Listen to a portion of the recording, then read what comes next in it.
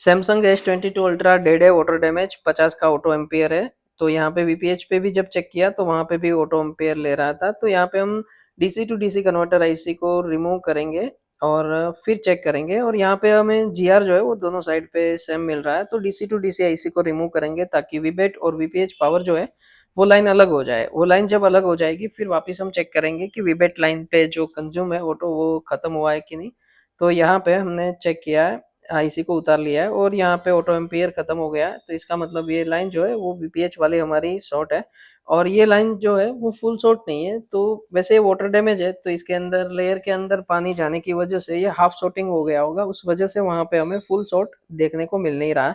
लेकिन डीसी पे जब हम उसको चेक किए थे वीपीएच पे पावर इंजेक्ट करके, तो वहां पे ऑटो एम्पियर ले रहा था। इसका मतलब इसके अंदर लीकेज तो है ही लेकिन फुल नहीं है। तो यहाँ पे हमने सीपीयू को रिमूव किया और उसके बाद हार्ड डिस्क को भी रिमूव करेंगे। उसके बाद हम लेयर रिमूव करेंगे, और लेयर रिमूव करते समय हमें कुछ चीज़ें ध्यान में रखनी है, क्योंकि लेयर जो है वो भी, ये वीडियो जो है वो फास्ट फॉरवर्डिंग है। तो इसके अंदर आपको कम से कम 7-8 मिनट का टाइम लगता है, और 400 का टेम्परेचर है और 100 का एयर था। विदाउट नोजल मैंने इसको उतारा है, और जैसे ही लेयर मैंने उठाया तो मुझे यहाँ पे प्रॉब्लम भी मिल गया। यहाँ पे लेयर के अंदर ही पानी मुझे देखने को मिला, यानी कि ये जो ऑटो एम्पियर जो कंज्यूम कर रहा था, वो प्रॉब्लम जो था वो लेयर के अंदर कुछ बॉल्स जो थे उसके अंदर वाटर लग गया था, यानी कि पानी लग गया था। तो वहां पे जंग की वजह से वो फोन जो है अपना हाफ शॉर्टिंग में चला गया था। तो इस टाइम पे अब हमें इस लेयर को साफ करेंगे और फिर वापस सीपीयू रख के हम बूट चेक करेंगे। तो यहाँ पे जो है वो आपको साफ साफ दिखता होगा, ये पूरा पानी है। जो पानी जो है वो लेयर तक ही रहा, मदरबोर्ड के अंदर जा नहीं पाया है। तो प्रॉब्लम जो है वो अपना यहीं से ही है, इसको हम साफ करके फिर चेक करेंगे।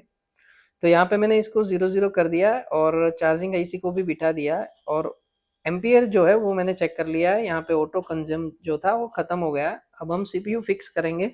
सीपीयू फिक्स करने के बाद वापस हम बूट लेंगे।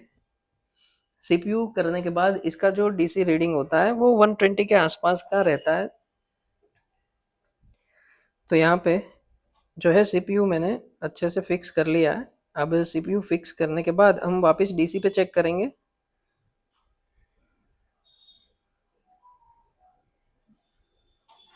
तो यहाँ पे जो है ऑटो एम्पियर बिल्कुल ही नहीं है, और यहाँ पे मैं ऑन ऑफ स्विच को प्रेस कर रहा हूँ तो 127 के आसपास का अपना रीडिंग है। तो इसका मतलब यह है कि सीपीयू हमारा जो है वो प्रॉपर बैठ गया है। और उसके बाद हम यहाँ पे यूएफएस चिप को फिक्स करेंगे, और यूएफएस बिठाने के बाद ये जो डीसी रीडिंग है वो 200 से 250 के बीच में रहना चाहिए। यदि ऐसा रह जाता है तो हम यूएफएस चिप सही है, फिक्स हो चुकी है, ऐसा हम मानेंगे और आगे का प्रोसेस करेंगे।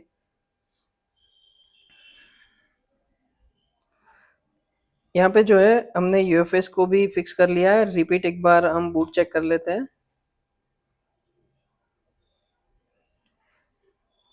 तो बूटिंग जो है वो 217-18 का है, इसका मतलब जो है अपना यूएफएस अच्छे से लग गया है। और यहाँ पे मैंने लोअर बोर्ड को ऑलरेडी रिवॉल्व करके रखा हुआ है, और ये जो लोअर बोर्ड है उसको जब रिवॉल्व करते हैं उस टाइम पे हमें 138 का पीपीडी यूज करना है, और जाली को रख के पीपीडी भरने के बाद जाली को उठा के आप हीट देके इसको अच्छे से बना सकते हो। और जब आप पीपीडी फिलअप करते हो उसके बाद कॉटन से उसको अच्छे से साफ करो, थोड़ा सा लिक्विड लेके, तो बॉल्स जो है वो एकदम परफेक्ट बन जाते हैं। तो यहाँ पे अब हम लेयर को फिक्स कर रहे हैं। हमारा सीपीयू बैठ चुका है और यूएफएस भी बैठ चुकी है, और उसके बाद हम लेयर को बिठाएंगे। लेयर को बिठाने के बाद भी अपना जो बूटिंग है वही रहेगा जो पहले था वो। उसके बाद फिर रैम बिठाएंगे। रैम बिठाने के बाद हमारा जो फ़ोन है वो डायरेक्ट चालू होना चाहिए। यहाँ पे जो है हमने अब रैम फिक्स करना है, क्योंकि लेयर जो है हमारा फिक्स हो चुका है।